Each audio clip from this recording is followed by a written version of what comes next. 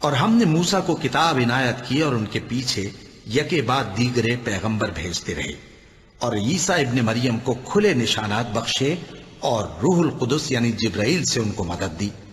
تو کیا ایسا ہے کہ جب کوئی پیغمبر تمہارے پاس ایسی باتیں لے کر آئے جن کو تمہارا جی نہیں چاہتا تھا تو تم سرکش ہو جاتے رہے، اور ایک گروہ انبیاء کو تو جھٹلاتے رہے اور ایک گروہ کو قتل کرتے رہے؟ اور جب اللہ کے ہاں سے ان کے پاس کتاب آئی جو ان کی آسمانی کتاب کی بھی تصدیق کرتی ہے، اور وہ پہلے ہمیشہ کافروں پر فتح مانگا کرتے تھے، پھر جس چیز کو وہ خوب پہچانتے تھے جب ان کے پاس آ پہنچی تو اس سے منکر ہو گئے۔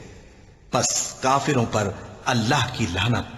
بھلا تم نے بنی اسرائیل کی ایک جماعت کو نہیں دیکھا جس نے موسیٰ کے بعد اپنے پیغمبر سے کہا کہ آپ ہمارے لیے ایک بادشاہ مقرر کر دیں تاکہ ہم اللہ کی راہ میں جہاد کریں؟ پیغمبر نے کہا کہ اگر تم کو جہاد کا حکم دیا جائے تو ایسا تو نہیں کہ لڑنے سے پہلو تہی کرو۔ وہ کہنے لگے کہ ہم اللہ کی راہ میں کیوں نہ لڑیں گے جبکہ ہم وطن سے خارج اور بال بچوں سے جدا کر دیے گئے۔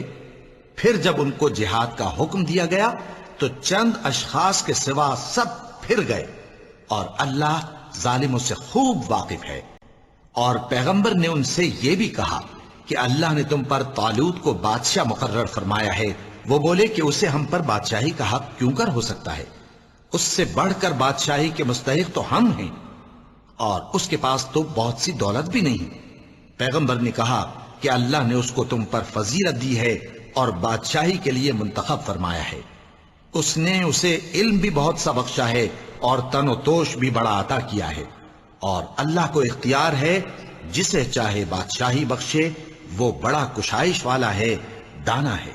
اور پیغمبر نے ان سے کہا کہ ان کی یعنی طالوت کی بادشاہی کی نشانی یہ ہے کہ تمہارے پاس وہ صندوق آئے گا جس کو فرشتے اٹھائے ہوئے ہوں گے، اس میں تمہارے پروردگار کی طرف سے تسلی بخشنے والی چیز ہوگی اور کچھ اور چیزیں بھی ہوں گی جو موسیٰ اور ہارون چھوڑ گئے تھے۔ اگر تم ایمان رکھتے ہو تو یہ تمہارے لیے ایک بڑی نشانی ہے۔ اور جب اللہ نے پیغمبروں سے عہد لیا کہ جب میں تم کو کتاب اور دانائی عطا کروں پھر تمہارے پاس کوئی پیغمبر آئے جو تمہاری کتاب کی تصدیق کرے تو تمہیں ضرور اس پر ایمان لانا ہوگا اور ضرور اس کی مدد کرنی ہوگی۔ اور عہد لینے کے بعد پوچھا کہ بھلا تم نے اقرار کیا اور اس اقرار پر میرا ذمہ لیا، یعنی مجھے ضامن ٹھہرایا؟ انہوں نے کہا ہاں ہم نے اقرار کیا۔ فرمایا کہ تم اس عہد و پیمان کے گواہ رہو اور میں بھی تمہارے ساتھ گواہ ہوں۔ اور کافر لوگ یہ نہ خیال کریں کہ ہم جو ان کو مہلت دیے جاتے ہیں تو یہ ان کے حق میں اچھا ہے، نہیں، بلکہ ہم ان کو اس لیے مہلت دیتے ہیں کہ اور گناہ کر لیں، آخر کار ان کو ذلیل کرنے والا عذاب ہوگا۔ لوگوں، جب تک اللہ ناپاک کو پاک سے الگ نہ کر دے گا، مومنوں کو اس حال میں جس میں تم ہو ہرگز نہیں رہنے دے گا، اور اللہ تم کو غیب کی باتوں سے بھی مطلع نہیں کرے گا۔ البتہ اللہ اپنے پیغمبروں میں سے جسے چاہتا ہے منتخب کر لیتا ہے۔ سو تم اللہ پر اور اس کے رسولوں پر ایمان رکھو، اور اگر ایمان پر قائم رہو گے اور پرہیزگاری کرو گے تو تم کو اجر عظیم ملے گا۔ اور جو لوگ کہتے ہیں کہ ہم نصارہ ہیں، ہم نے ان سے بھی عہد لیا تھا، مگر انہوں نے بھی اس نصیحت کا جو ان کو کی گئی تھی ایک حصہ فراموش کر دیا، تو ہم نے ان میں قیامت تک کے لیے دشمنی اور کینہ ڈال دیا، اور جو کچھ وہ کرتے رہے اللہ عنقریب ان کو اس سے آگاہ کر دے گا۔ اے ایمان والو، اگر کوئی تم میں سے اپنے دین سے پھر جائے گا تو اللہ ایسے لوگ پیدا کر دے گا جن کو وہ دوست رکھے اور اسے وہ دوست رکھیں، اور جو مومنوں پر نرمی کرنے والے اور کافروں پر سختی کرنے والے ہوں، اللہ کی راہ میں جہاد کریں اور کسی ملامت کرنے والے کی ملامت سے نہ ڈریں۔ یہ اللہ کا فضل ہے، وہ جسے چاہتا ہے دیتا ہے، اور اللہ بڑی کشائش والا ہے، سب کچھ جاننے والا ہے۔ اور یہود کہتے ہیں کہ اللہ کا ہاتھ بندھا ہوا ہے، یعنی اللہ بخیل ہے۔ انہی کے ہاتھ باندھے جائیں اور ایسا کہنے کے سبب ان پر لعنت ہو۔ اصل یہ ہے کہ اس کے دونوں ہاتھ کھلے ہیں، وہ جس طرح اور جتنا چاہتا ہے خرچ کرتا ہے۔ اور اے نبی، یہ کتاب جو تمہارے پروردگار کی طرف سے تم پر نازل ہوئی، اس سے ان میں سے اکثر کی شرارت اور انکار اور بڑھے گا، اور ہم نے ان کے درمیان عداوت اور دشمنی قیامت کے دن تک ڈال دی ہے۔ جب کبھی انہوں نے لڑائی کی آگ جلائی، اللہ نے اس کو بجھا دیا، اور یہ ملک میں فساد کے لیے دوڑتے پھرتے ہیں، اور اللہ فساد کرنے والوں کو دوست نہیں رکھتا۔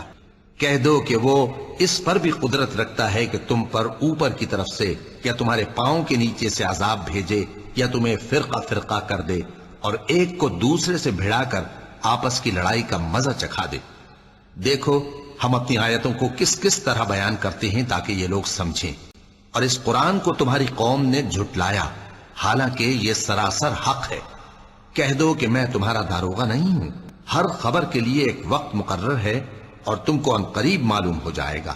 وہ لوگ جو اس رسول یعنی نبی امی کی پیروی کرتے ہیں جن کے اوصاف کو وہ اپنے ہاں تورات اور انجیل میں لکھا ہوا پاتے ہیں، وہ انہیں نیک کام کا حکم دیتے ہیں اور برے کام سے روکتے ہیں، اور پاک چیزوں کو ان کے لیے حلال کرتے ہیں اور ناپاک چیزوں کو ان پر حرام ٹھہراتے ہیں، اور ان پر سے بوجھ اور طوق جو ان کے سر پر اور گلے میں تھے اتارتے ہیں۔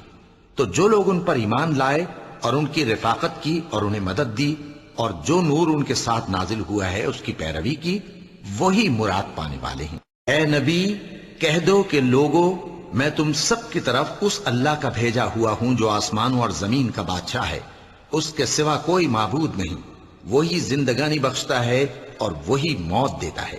تو اللہ پر اور اس کے رسول پیغمبر امی پر جو اللہ پر اور اس کے تمام کلام پر ایمان رکھتے ہیں ایمان لاؤ اور ان کی پیروی کرو تاکہ ہدایت پاؤ۔ اور قوم موسیٰ میں کچھ لوگ ایسے بھی ہیں جو حق کا راستہ بتاتے ہیں اور اسی کے مطابق انصاف کرتے ہیں۔ پھر جب انہوں نے ان باتوں کو فراموش کر دیا جن کی ان کو نصیحت کی گئی تھی، تو جو لوگ برائی سے منع کرتے تھے ان کو ہم نے نجات دی، اور جو ظلم کرتے تھے ان کو برے عذاب میں پکڑ لیا کہ نافرمانی کیے جاتے تھے۔ غرض جن اعمال بد سے ان کو منع کیا گیا تھا، جب وہ ان پر اصرار اور سرکشی کرنے لگے تو ہم نے ان کو حکم دیا کہ ذلیل بندر ہو جاؤ۔ اور اس وقت کو یاد کرو جب تمہارے پروردگار نے یہود کو آگاہ کر دیا تھا کہ وہ ان پر قیامت تک ایسے شخص کو مسلط رکھے گا جو ان کو بری بری تکلیفیں دیتا رہے۔ بے شک تمہارا پروردگار جلد عذاب کرنے والا ہے اور وہ بخشنے والا مہربان بھی ہے۔ یہ لوگ تم سے قیامت کے بارے میں پوچھتے ہیں کہ اس کے واقع ہونے کا وقت کب ہے۔ کہہ دو کہ اس کا علم تو میرے پروردگار ہی کو ہے، وہی اسے اس کے وقت پر ظاہر کر دے گا۔ وہ آسمان اور زمین میں ایک بھاری بات ہوگی اور ناگہاں تم پر آ جائے گی۔ یہ تم سے اس طرح دریافت کرتے ہیں کہ گویا تم اس سے بخوبی واقف ہو۔ کہو کہ اس کا علم تو اللہ ہی کو ہے، لیکن اکثر لوگ یہ نہیں جانتے۔ کہہ دو کہ میں اپنے فائدے اور نقصان کا کچھ بھی اختیار نہیں رکھتا مگر وہ جو اللہ چاہے، اور اگر میں غیب کی باتیں جانتا ہوتا تو بہت سے فائدے جمع کر لیتا اور مجھ کو کوئی تکلیف نہ پہنچتی۔ میں تو مومنوں کو ڈر اور خوشخبری سنانے والا ہوں۔ وہی تو ہے جس نے اپنے پیغمبر کو ہدایت اور دین حق دے کر بھیجا تاکہ اس دین کو دنیا کے تمام دینوں پر غالب کرے، اگرچہ کافر ناخوش ہی ہوں۔ اور ہر ایک امت کی طرف پیغمبر بھیجا گیا، پھر جب ان کا پیغمبر آ جاتا ہے تو ان میں انصاف کے ساتھ فیصلہ کر دیا جاتا ہے اور ان پر ظلم نہیں کیا جاتا، اور یہ کہتے ہیں کہ اگر تم سچے ہو تو جس عذاب کا یہ وعدہ ہے وہ آئے گا کب؟ اور اے نبی تم سے دریافت کرتے ہیں کہ آیا یہ سچ ہے؟ کہہ دو ہاں میرے رب کی قسم یہ سچ ہے، اور تم بھاگ کر اللہ کو عاجز نہیں کر سکو گے۔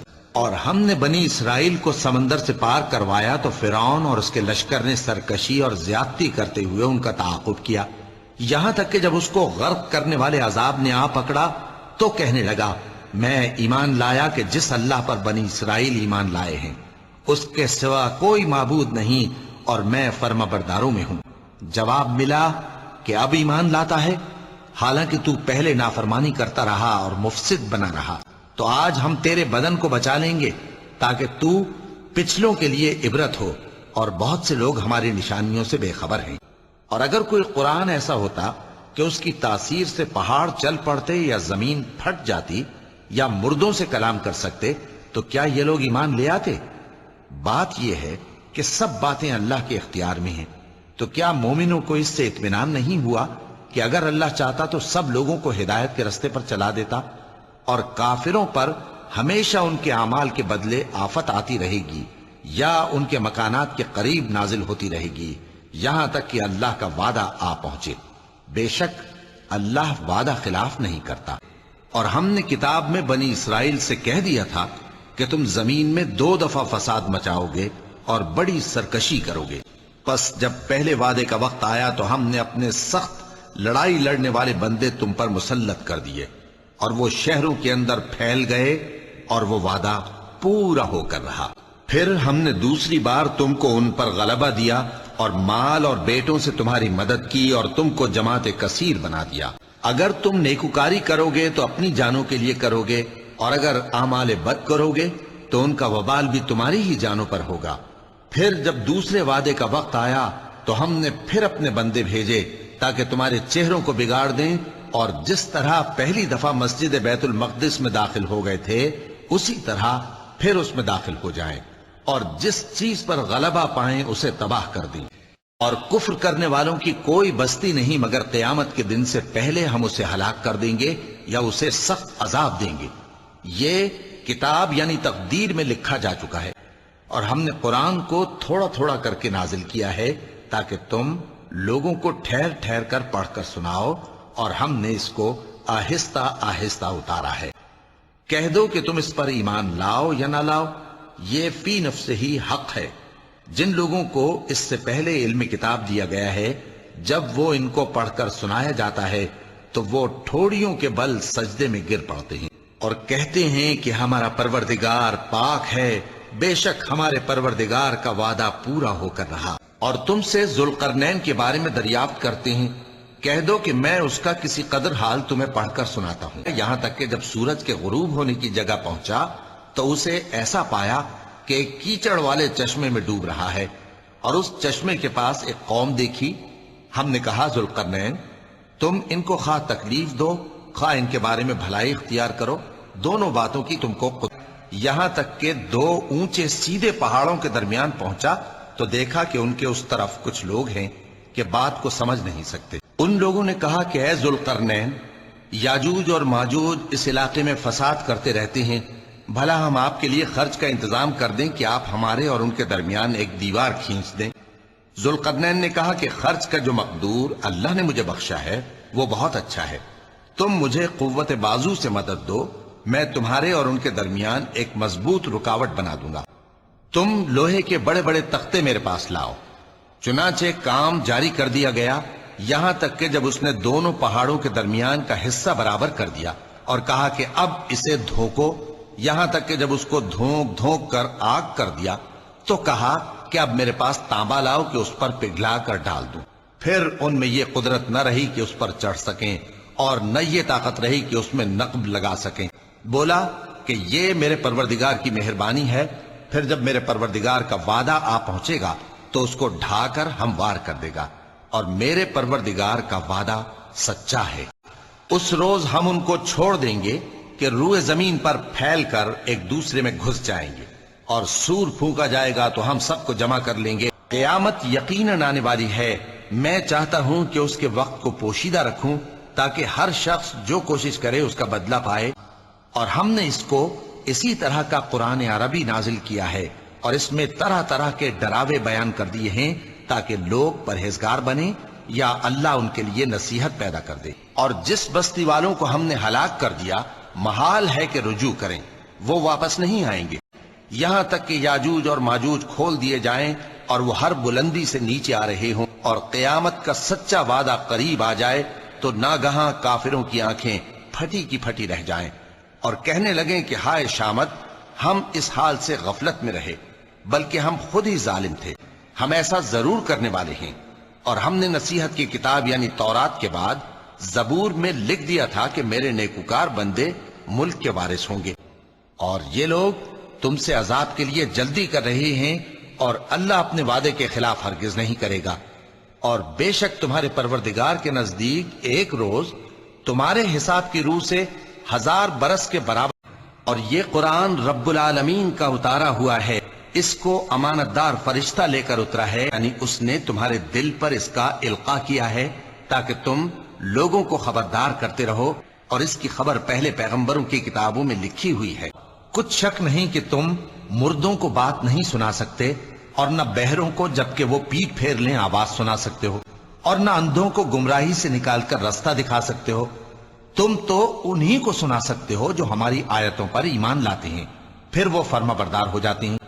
اور جب ان کے بارے میں عذاب کا وعدہ پورا ہوگا تو ہم ان کے لیے زمین میں سے ایک جانور نکالیں گے جو ان سے باتیں کرے گا. یہ ہم اس لیے کریں گے کہ لوگ ہماری آیتوں پر ایمان نہیں لاتے تھے. اہل روم مغلوب ہو گئے نزدیک کے ملک میں، اور وہ مغلوب ہونے کے بعد عنقریب غالب آ جائیں گے چند ہی سال میں. پہلے بھی اور بعد میں بھی اللہ ہی کا حکم ہے، اور اس روز مومن خوش ہو جائیں گے. اللہ ہی کو قیامت کا علم ہے، اور وہی میں برساتا ہے، اور وہی حاملہ کے پیٹ کی چیزوں کو جانتا ہے.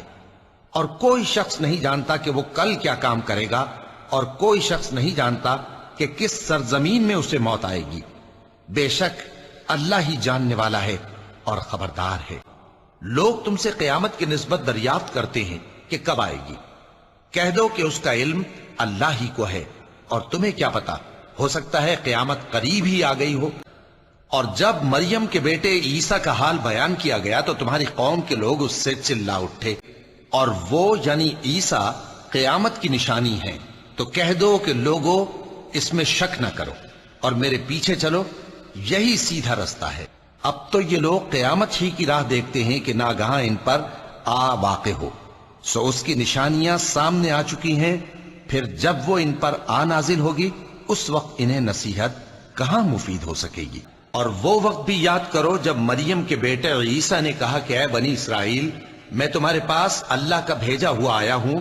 جو کتاب مجھ سے پہلے آ چکی ہے یعنی تورات، اس کی تصدیق کرتا ہوں، اور ایک پیغمبر جو میرے بعد آئیں گے جن کا نام احمد صلی اللہ علیہ وآلہ وسلم ہوگا، ان کی بشارت سناتا ہوں.